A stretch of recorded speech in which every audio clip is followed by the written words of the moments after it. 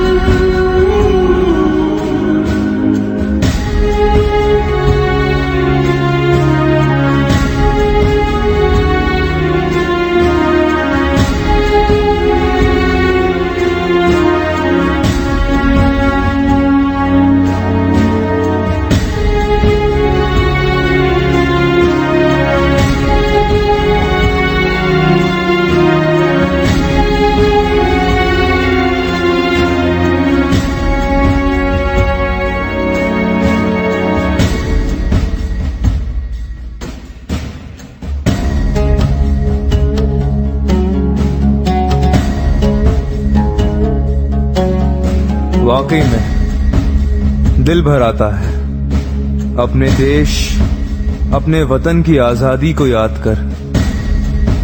कहते हैं बहुत संघर्ष के बाद हमने इस आजादी को पाया है,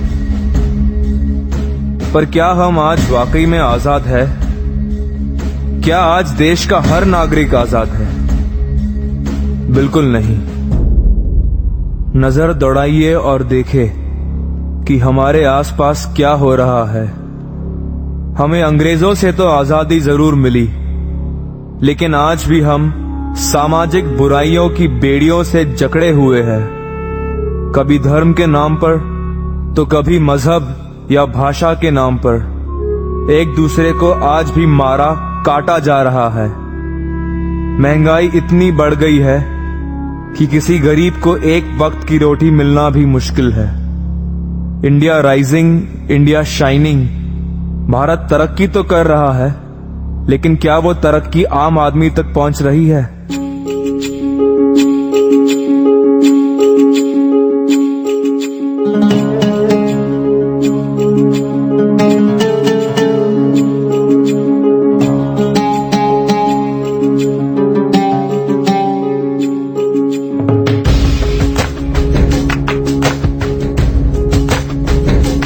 गरीब और अमीर के बीच का फासला दिन पे दिन बढ़ता ही जा रहा है।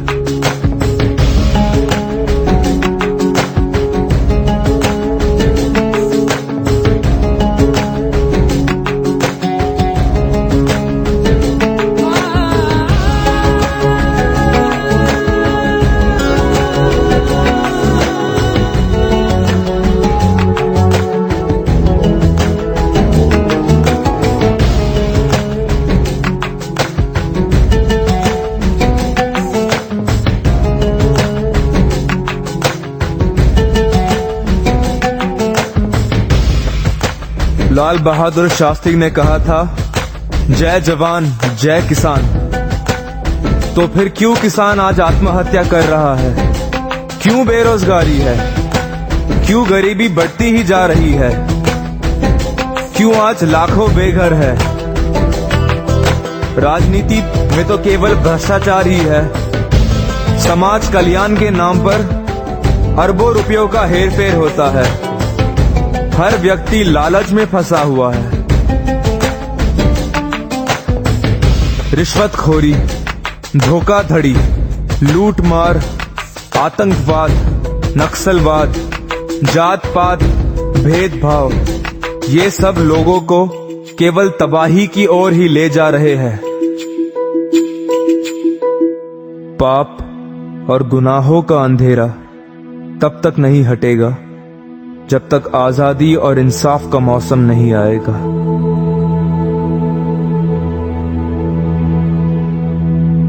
सारी दुनिया भर के 40% गरीब लोग जिस देश में रहते हो, क्या वो देश आजाद है?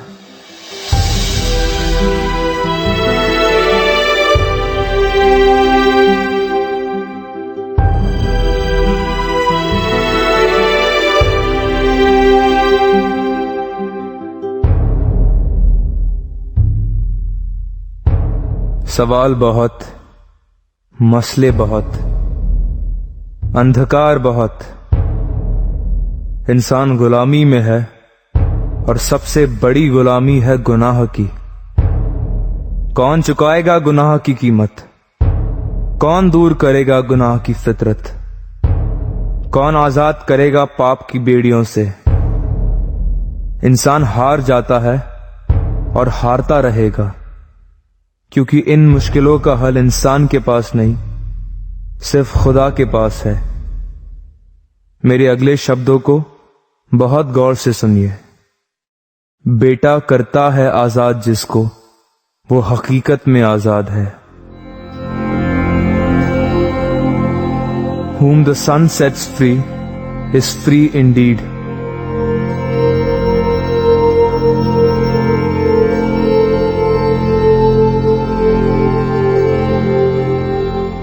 कौन है ये बेटा और किस तरह वो हमें हकीकत में आजाद कर सकता है? उसका नाम है यीशु मसीह, जीवित और सच्चे परमेश्वर का एक लौता बेटा, जो इस धरती पर आया मनुष्य बनकर और क्रूस पर अपनी जान देकर उसने हमारी आजादी के सारे रास्ते खोल दिए। बाइबल में लिखा है कि खुदा ने दुनिया से ऐसी मोहब्बत रखी कि अपना एक लौता बेटा हमारे गुनाहों के लिए दे दिया, ताकि जो उस पर ईमान लाए वो तबाह न हो बल्कि छूट जाए, आजाद हो जाए। इंसान ने कहा, तुम मुझे खून दो, मैं तुम्हें आजादी दूंगा। पर यीशु मसीह कहता है, तुम्हारी आजादी के लिए मैंने अपना सारा खून बहा दिया, क्योंकि वो परमेश्वर है और केवल परमेश्वर ही ऐसी वाणी रख सकता है। तो आओ हम इन गुनाहों की बेड़ियों को तोड़ दे और इस दुनिया के मसीहा को अपने दिलों में आने दे। आज हम सब मिलकर अपने देश के लिए दुआ करें और अपने भारत को यीशु मसीह के हाथों में सौंप दें, क्योंकि वो एक ही है जो हमारे देश को हकीकत में आजाद कर सकता है। जो अंधकार में घिरे हैं उनके लिए वो रोशनी है, जो नफरत के शिकार है उनके लिए वो मोहब्बत है, जो शांति से परे है उनके लिए वो शांति का राजकुमार है। मार्ग, सत्य, जीवन वही है। Praise the Lord. जय मसीह की। एफआईएम की ओर से आप सभी लोग का virtual youth camp first day अप्रून सेक्शन में स्वागत करता हूं। सुबह सेक्शन में आप सभी लोगों ने हमारा अपना यूट्यूब चैनल में लाइव देखा होगा। अगर जिन्होंने नहीं देखा है वो बाद में देख सकते हैं। फिलाडेल्फिया यूथ मूवमेंट चैनल पे आप देख सकते हो। वर्शिप में जाने से पहले मैं एक टेक्स्ट पढ़ना चाहता हूं जो हमें मिलता है साम्स चैप्टर 146, उनका फर्स्ट एंड सेकंड वर्स में लिखा गया है, praise the Lord my soul, I will praise him as long as I live, I will sing to my God all my life. आमीन। अब हमारे बीच वर्शिप टीम है जो हमें वर्शिप में आगे ले जाएगी। आप सभी लोग हमारे साथ जुड़े रहे। आमीन।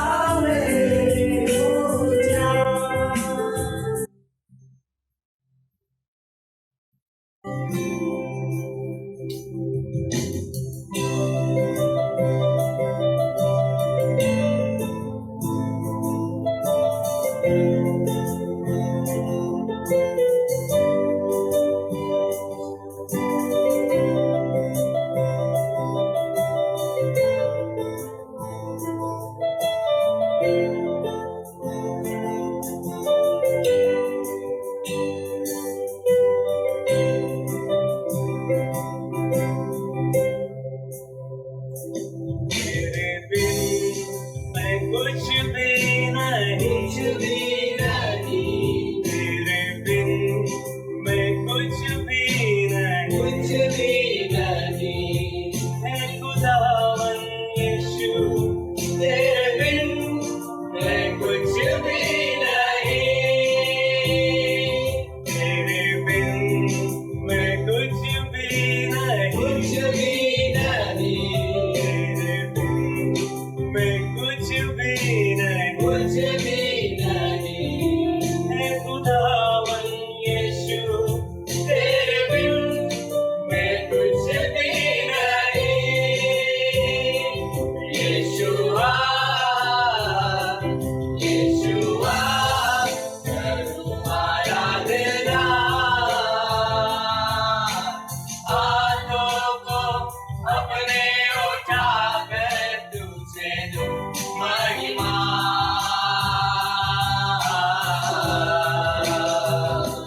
यीशुआ यीशुआ करूं आराधना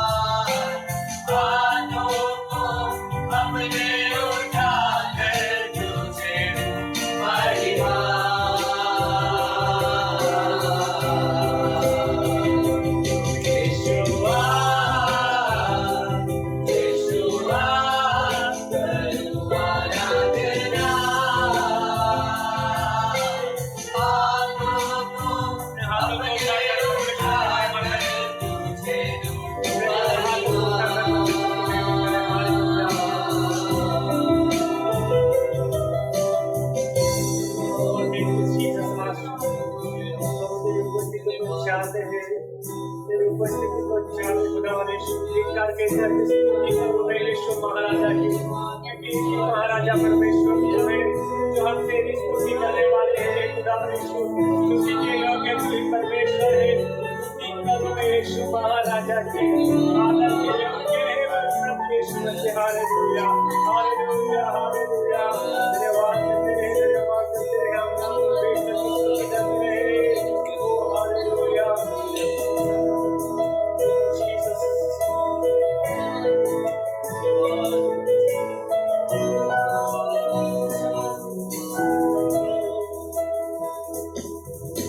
स्तुति करूं मैं यीशु महाराजा की, आदर के योग्य है प्रभु यीशु ही।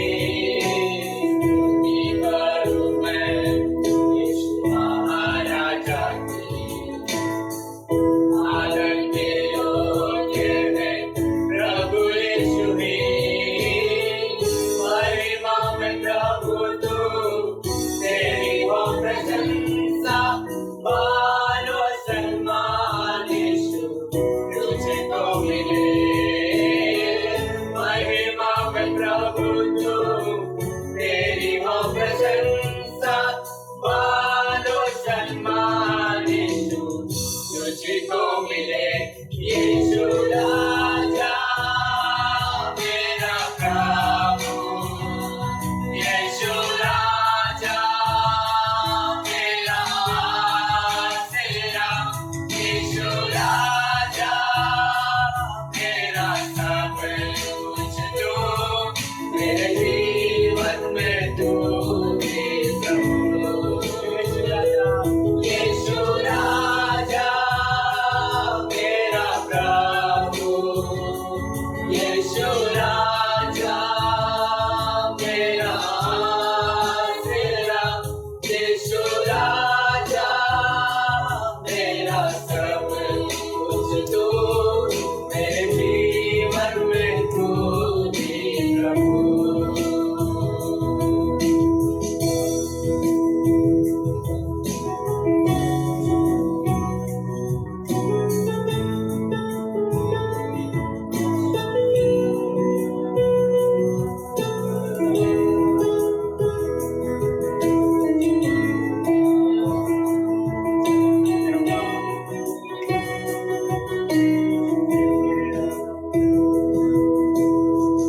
आराधना तेरी यीशु, सृष्टि को रचने वाले प्रभु।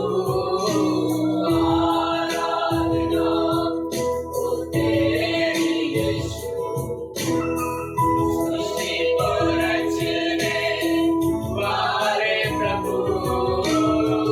महिमा में प्रभु तू, तेरी हो प्रशंसा, मान और सम्मान यीशु तुझको मिले। महिमा में प्रभु तू, तेरी हो प्रशंसा, मान और सम्मान यीशु तुझको मिले। यीशु राजा मेरा प्रभु, यीशु जीवित और सामर्थ्य अनुग्रहकारी पिता परमेश्वर प्रभु, एक और बार प्रभु तूने हमारे जीवन में ये समय ये तक दिया प्रभु, तेरा धन्यवाद करते हैं प्रभु। इस समय पिता परमेश्वर प्रभु आराधना में प्रभु हमें को तूने सहायता की मदद की प्रभु। पिता परमेश्वर उसी प्रकार प्रभु हम वचन की ओर जा रहे हैं प्रभु। आज के वचन के द्वारा तू आशीषित कर प्रभु। ओ पिता पुत्र और पवित्र आत्मा, हम तेरे हाथ में आज की सभा को देते हैं प्रभु। तू सहायता कर, तू मदद कर, तेरी इच्छा पूरी होने पाए ऐसी हमारी प्रार्थना है प्रभु। हमारी नहीं परमेश्वर, तेरी इच्छा पूरी होने पाए। इस समय पिता परमेश्वर बहुतों को जीवन में ये समय ये तक नहीं मिला, लेकिन प्रभु हम तेरा धन्यवाद करते हैं कि प्रभु तेरे लिए एक समय निकालने के लिए प्रभु तूने एक कृपा दी प्रभु, तेरा अनुग्रह दिया प्रभु। मैं तेरा धन्यवाद करता हूँ क्योंकि तू भला है प्रभु। तेरी करुणा मेरे हमारे लिए ओ पिता परमेश्वर काफ़ी है पिता परमेश्वर। तेरा धन्यवाद करता हूँ क्योंकि तू महान है पिता परमेश्वर प्रभु। आज की सभा को तेरे हाथ में सौंपते उद्धार करता मसीह यीशु के नाम से मांगते हैं, आमीन। वर्शिप टीम का धन्यवाद। अब हम परमेश्वर के वचन की ओर जाएंगे। आप सभी लोग हमारे साथ जुड़े रहें। परमेश्वर पिता का धन्यवाद हो। हमने अभी बहुत ही अभिषेक से भरी आराधना के गीतों को सुना और परमेश्वर की उपस्थिति हमारे बीच में रही।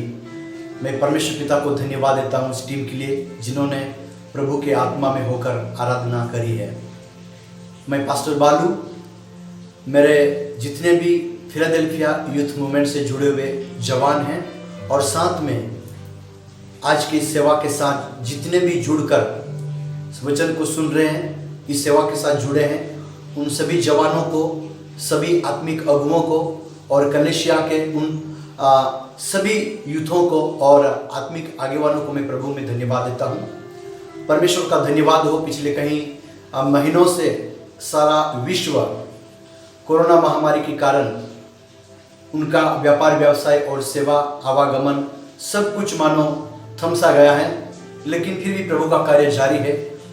हर परिस्थिति में हम परमेश्वर को धन्यवाद देते हैं। वो भला है, उसकी मनसा और उसकी योजना प्राचीन काल से लेकर अनादि काल से लेकर अंत के काल तक बनी रहेगी और उसमें परमेश्वर विजयवंत है। वो था, है और रहेगा। और उसकी कलीसिया के हम जो लोग हैं, हम हमेशा धन्यवादित हृदय के साथ हर परिस्थिति में परमेश्वर को ऊंचा उठाए। प्रभु के नाम की स्तुति हो। आज के मन के लिए हम परमेश्वर के वचन की ओर जाना चाहेंगे। यशायाह का किताब और उसका 43वां अध्याय और उसका 18 और 19 आयत से हम आगे बढ़ना चाहेंगे। यशायाह 43 और उसका 18-19 मैं आप सबों के लिए पढ़ता हूँ। अब बीती हुई घटनाओं का स्मरण मत करो, न प्राचीन काल की बातों पर मन लगाओ। देखो, मैं एक नई बात करता हूँ, वह अभी प्रकट होगी, क्या तुम उससे अनजान रहोगे? मैं जंगल में एक मार्ग बनाऊंगा और निर्जल देश में नदियां बहाऊंगा। परमेश्वर पिता, हम प्रार्थना करते हैं जिन वचनों को हमने पढ़ा है, ये वचन आपके मुंह से निकला हुआ सत्य और जीवित वचन है। हर काल के लिए, हर परिस्थिति में आपके ऊपर विश्वास करने वालों के लिए ये वचन कार्यरत है और आशीष लाता है, चंगाई और छुटकारा लाता है। हम धन्यवाद देते हैं। इन वचनों के द्वारा सुनने के लिए तू सहायता और मदद कर। मसीह यीशु के नाम में मांगते हैं पिता, आमीन। मेरे प्रियो, हमने परमेश्वर के वचन को सुना है यशायाह और उसका 43 और उसका 18 और 19 में। परमेश्वर उन इजरायलियों को जो बाबेल में थे, उनको फिर से एक बार अपने देश में, अपने प्रतिज्ञा के देश में लाकर उनको पुनर्स्थापित करेगा। उसके वायदा और आश्वासन के रीति से ये वचन लिखा गया है। वे एक बंधुआई की अवस्था में थे, किसी और के हुकूमत के नीचे थे, लेकिन जब परमेश्वर का समय जब आएगा, परमेश्वर अद्भुत रीति से उनके लिए रास्ता खोलेगा, उनको पुनर्स्थापित करेगा, पुनः खड़ा करेगा। उसके वायदे के रीति से यह वचन है। 18 वचन में वो कहता है कि बीती हुई घटनाओं का स्मरण न करो और ना तो प्राचीन काल की बातों पर मन लगाओ। बीता हुआ काल, प्राचीन काल कई बार सुनहरा हो सकता है कि पिछले दिनों में यदि हमारे साथ कुछ अच्छी बात घटी है, अच्छा काम हमने किया है, उसका प्रतिफल अच्छा मिला है, प्रशंसा अच्छा मिला है, या तो फिर हमारी तारीफ हुई है, तो उन सारी बातों को हम वर्तमान में याद रखते हैं और काफी हम आनंदित हो जाते हैं। लेकिन यदि बीते काल में या प्राचीन काल में हमारे साथ एक दुखद घटना घटी है, हमारे जीवन के साथ एक निराशाजनक अनुभव रहा हो, तो उन्हीं अनुभवों को लेकर जब हम वर्तमान में जीते हैं तो हम भविष्य में आगे बढ़ नहीं सकते। अगर निराशाजनक बातें पिछले दिनों में हुई हैं, उन्हीं को स्मरण करते करते यदि हमारे जीवन को हमने व्यापन किया, तो मैं कहूंगा हम अपने जीवन को कभी भी सार्थक नहीं बना पाएंगे। लेकिन परमेश्वर का वचन कहता है कि बीते हुए बातों को मत स्मरण करिए, प्राचीन काल की बातों को जो भूतकाल में हो चुकी है, वह दुखद हो, निराशाजनक हो, हताशाजनक हो, उन सारी बातों को आप स्मरण ना करिए। लेकिन 19 आयत में वो कहता है, देखो मैं एक नई बात करता हूं, और वह अभी प्रकट होगी। परमेश्वर उसके चुने हुओं के लिए, उसकी कलीसिया के लिए, लहू से खरीदे हुओं के लिए वो कहता है, प्राचीन काल की बात नहीं, पुराने दिनों का दुख की बात नहीं, लेकिन अब मैं एक नई बात करने जा रहा हूं, एक नई बात करने जा रहा हूं, और वो नई बात अभी प्रकट होगी। अभी मीन्स जब उसके लोग चाहते हैं, जब उसकी कलीसिया चाहती है, जब उसके चुने हुए चाहते हैं कि उनके लिए परमेश्वर कुछ करे, तब वो बात प्रकट होगी। ये जरूर इजरायलियों के लिए एक वायदे के रूप में परमेश्वर ने उन दिनों में कहा था, लेकिन आज के हालातों में हमारी मांग क्या है, हमारी परिस्थिति क्या है, देश का सिचुएशन क्या है, इन सारी बातों के बीच में परमेश्वर आज हमसे कह रहा है कि वो बात जो आज तुम सोचते हो, जिस बात की आवश्यकता तुम्हें आज है, वो मैं अब करने जा रहा हूं। और फिर आगे कहता है, क्या तुम उससे अनजान रहोगे? क्या तुम उसे जानना नहीं चाहोगे? क्या तुम उसे देखना नहीं चाहोगे? परमेश्वर कितना महान है कि जिस योजना को वो हमारे लिए करता है, या जिस प्लान को वो हमारे लिए बनाता है, उसको वो हमारे आंखों से देखने के लिए, कानों से सुनने के लिए और अपने जीवन से अनुभव पाने के लिए वो हमको मौका देता है। और इसलिए वो कहता है, क्या तुम इस बात से अनजान रहोगे? मैं कहूंगा भारतीय कलीसिया को, जवानों को, अगुवों को, कि परमेश्वर इन दिनों में अपने चुने हुओं के लिए एक नई बात करने जा रहा है, नया बड़ा काम करने जा रहा है, और हम नहीं चाहते कि हम उन बातों से अनजान रह जाएं। हालांकि परमेश्वर भी नहीं चाहता कि हम उन बातों से अनजान रहे। आगे 19 आयत के उस आखिरी वाले लाइन में वो दो बातों को करना चाहता है जो अब प्रकट होने जा रही है। पहली बात में ऐसा लिखा हुआ है, मैं जंगल में एक मार्ग बनाऊंगा। मैं जंगल में एक मार्ग बनाऊंगा। नई बात जो परमेश्वर करना चाहता है, उसमें वो मार्ग, रास्ता, राह बनाने के लिए एक योजना को हमारे बीच में लाने की मनसा रखता है। वचन में लिखा है कि जो नई बात प्रकट होने जा रही है, उनमें से पहली बात यह है कि वो जंगल में एक नया मार्ग बनाने जा रहा है। जंगल में, क्यों जंगल में? आजकल हम रास्ते को जब बनाते हुए देखते हैं तो रास्ता रास्ते पर से बनाया जाता है।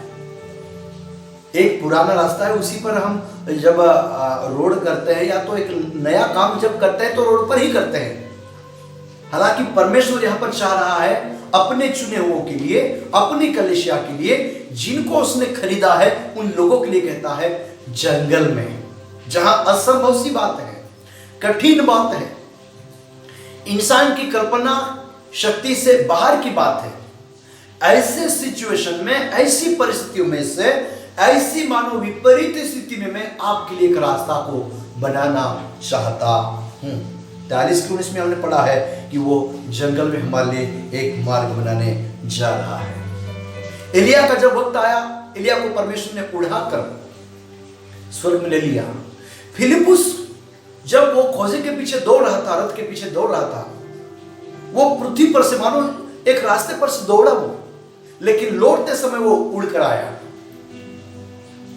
और हम जब देखते हैं परमेश्वर के रास्ते, परमेश्वर के तरीके, लिखा है कि यरदन नदी में जब याजकों ने पांव रखा, नदी का बहना रुक गया। यीशु मसीह पानी पर चला, जब वक्त आया, पुनरुत्थान हुआ, वो आसमान में उठा लिया गया, मानो वो उड़कर चला गया। परमेश्वर के तरीके, परमेश्वर के राह, परमेश्वर की योजना उसके चुनावों के लिए अद्भुत होती है। और वो बातें परमेश्वर आज हमसे कह रहा है, क्या तुम उन बातों से अनजान रहोगे? मैं आपके लिए एक नया रास्ता करने जा रहा हूं, एक मार्ग बनाने में जा रहा हूं। इजराइली लोग 400 से ज्यादा साल जब मिस्र के गुलामी में रहे, जंगल में से वो चले, जहां पहले से तो रास्ते नहीं थे। दूसरी बात, जब लाल समुद्र ही सामने जब आया, वे समुद्र के बीच में से होकर चले गए और परमेश्वर ने लिखा है कि वे सूखी भूमि पर चले। उसके काम, उसके मार्ग क्या है, अद्भुत है। इसलिए रोमियो का पत्र उसका 11 और 33 में लिखा है, उसके मार्ग कैसे अगम है, परमेश्वर के मार्ग कैसे अगम है, जिसको इंसान समझ नहीं पाता। आज मैं कहना चाहूंगा मेरे आवाज को सुनने वाले उन हर एक जवान को, हर एक पास्टर को, हर एक कलीसिया के भाई बहनों को, कि इन दिनों में परमेश्वर उसके लहू से खरीदे हुए लोगों के लिए अनजान सी, मानो कठिन सी, विपरीत परिस्थितियों में से वो रास्ता निकालने जा रहा है।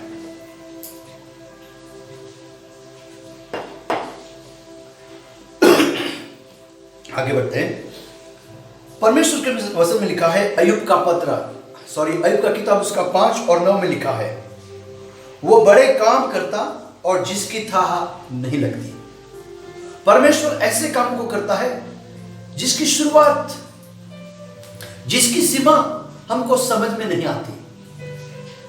ऐसा परमेश्वर आज इन दिनों में जवानों के लिए हो, कलीसिया के लिए हो, या उसके चुने हुओं के लिए हो, वो अद्भुत काम करने के लिए सर्वशक्तिमान है। मंडली किसी भी सिचुएशन में, कौन सी भी परिस्थिति में आज पड़ी हुई हो, या तो उसके लिए रास्ते बंद से दिखाई देते हो, जिसने कलीसिया को स्थापित किया उसके पास उन परिस्थिति में से रास्ता निकालने के लिए योजना है। उसके पास उसकी अपनी आइडिया है और उस आइडिया को लेकर उसके सामर्थ्य के द्वारा वो हमारे लिए रास्ते को खोलेगा। यूहन्ना 14 और उसके 6 में लिखा है, प्रभु यीशु मसीह कहते हैं, मार्ग, सत्य और जीवन नहीं हूं। पहली बात तो वो मार्ग है, वो मार्ग निकालेगा, वो खुद मार्ग है। वो जहां आगे चलेगा मार्ग ही मार्ग ही। परमेश्वर के उसमें लिखा है कि यहोवा आगे चलता है, और जब यहोवा आगे चलता है तो कौन रास्ता नहीं देगा, कौन रास्ता नहीं देगा। परमेश्वर के लिए सब कुछ संभव है। लाल समुद्र में से जिन इजरायलियों को परमेश्वर ने चलाया, जंगल में से जिस परमेश्वर ने इजरायलियों को चलाया,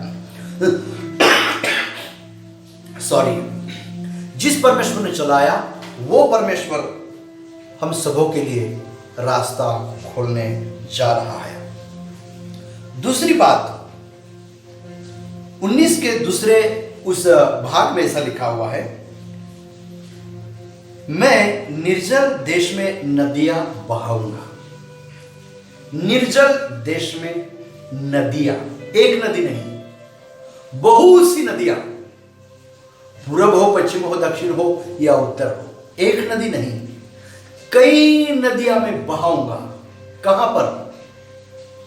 निर्जल देश में, जहां नदी नहीं, जहां तालाब नहीं, जहां पानी नहीं, जमीन कैसी मालूम नहीं, ये नदी कहां से बहेगी मालूम नहीं, उसका झरना या उसका शुरू होना कहां से मालूम नहीं। लेकिन जब परमेश्वर की ओर से जब वक्त आएगा, परमेश्वर की ओर से जब समय आएगा, वो अपने चुने हुओं के लिए वो कहता है, निर्जल देश में नदियां बहाऊंगा, एक नहीं कई नदियां। हम उत्पत्ति की किताब में देखते हैं कि अदन की वाटिका में हम 4 नदियों का जिक्र को देखते हैं। लेकिन मैं ये कहूंगा, उस वाटिका को सींचने के लिए, और उसके बाद परमेश्वर जिस भूभाग में उसके द्वारा हरियाली लाना है, या तो जिसके द्वारा उन सारे देशों को पानी देना है, वो उस समय की बात है जो अभी है वो नदियां। लेकिन हमारे जीवन के लिए जो जीवन की नदी है वो यीशु मसीह है। उसमें से जो जल हमको मिलता है, वचन रूपी जल मिलता है, वो हमारे अपने जीवन के किसी भी परिस्थिति में कैसे भी हम क्यों ना हो, वो उस जल के द्वारा हमको वापस जीवित रखने के लिए वो काफी है, वो पर्याप्त है। और इसलिए वो कहता है परमेश्वर कि मैं निर्जल देश में नदियां बहाऊंगा। जब नदी ही ना हो तो पानी नहीं मिलेगा, पानी नहीं है तो मानो जल ही जीवन कहा जाता है। वो वचन नहीं है फिर भी परमेश्वर को उसमें लिखा है यीशु मसीह जीवित जल है, वो जीवित रोटी है, उसका वचन जीवित जल है और उसके द्वारा जीवन का झरा फूटकर निकलता है। जैसे उस सामरी को कहा कि मैं जो जल को देता हूं वो जो पिएगा उसके जीवन में से जीवन का जल उमड़ेगा, जीवन का पानी उमड़ेगा अनंत काल के लिए। वही यीशु मसीह का वचन हमारे लिए जल का काम करता है। और जल के फायदे क्या होते हैं? मैं एक बात बताऊं, जब जल आता है, जब पानी या जब नदी आती है तो नदी के द्वारा सूखापन दूर किया जाता है, सूखापन दूर किया जाता है, जिसके कारण जमीन में जो कभी मानो हल चलाने योग्य नहीं है वहां पर हम हल चलाने लगते हैं। जहां कभी फसल नहीं आ सकती वहां पर फसल या तो हम खेती करना शुरू कर देते हैं। तो जल जो है, नदी जो है, वो सूखेपन को दूर करती है। यशायाह उसका 12 और 3 में लिखा है, परमेश्वर उद्धार का सोता है। परमेश्वर उद्धार का सोता है, वो जीवन का झरना है। वो झरना जब अपने आप को, उस जल को खोल देता है, नदियां शुरू हो जाती है, पानी का बहना शुरू हो जाता है। और वो जीवन का नदी यीशु मसीह भी है, उसका वचन भी है, वरना वो खुद स्वयं भी है। वो हमारे लिए इस सूखेपन की दशा में गीलापन लाने के लिए वो सर्वशक्तिमान है। वो निष्क्रिय अवस्था में क्रियान्वित करने के लिए वो सर्वशक्तिमान है। दूसरी बात कि नदी या जल बंजर भूमि को हरियाली में बदल देती है। केवल सूखेपन को हटाकर गीलापन नहीं लाती, लेकिन वो जो जल है, वो जो नदी है, वो बंजर भूमि को हरियाली में बदल देती है। सॉरी, परमेश्वर को धन्यवाद देते हैं कि जो जल परमेश्वर खोलता है उसके द्वारा हरियाली आती है। भजन संहिता 107 और उसके 35 और 38 तक ऐसा लिखा हुआ है। मैं आपके लिए पढ़ देता हूँ। 107 और उसके 35 में, वो जंगल को जल का ताल और निर्जल देश को जल के सोते कर देता है, और वो भूखों को बसाता है कि वे बसने के लिए नगर तैयार करें और खेती करें और दाख की बारियां लगाए और भांति भांति के फल उपजा ले। और वह उनको ऐसी आशीष देता है कि वे बहुत बढ़ जाते हैं और उनके पशुओं को भी घटने नहीं देता। परमेश्वर जब जल का प्रबंध करता है तब एक जीवन पनपना शुरू करता है, बढ़ना शुरू हो जाता है। जब मार्ग को निकालता है तो वो अपने प्रतिज्ञा के देश की ओर हमको लेकर चलता है।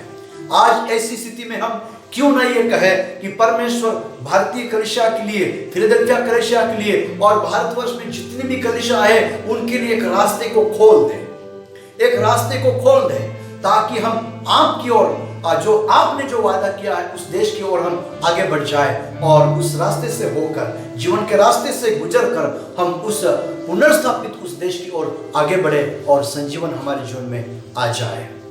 परमेश्वर के वचनों के द्वारा हम सबको आशीष दे। हम प्रार्थना करें।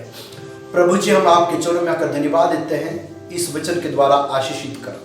हम में से हर एक व्यक्ति जिन्होंने इन वचनों को सुना है वे पुनर्स्थापित हो जाने पाए, उनके लिए रास्ता खुल जाने पाए, उनके लिए आशीषों का जल का सोता, उन्नति का जल का सोता मसीह यीशु के नाम में खुल जाने पाए, ताकि प्राचीन बातों को स्मरण करते हुए हम दुखित और शोकित ना हो, लेकिन नई बातों के कारण, बड़ी बातों के कारण, यहोवा की ओर से चुने हुए होने के कारण हम आनंदित और मगन हो। ऐसा प्रार्थना के साथ यीशु मसीह के नाम से मांगते पिता, आमेन, आमेन।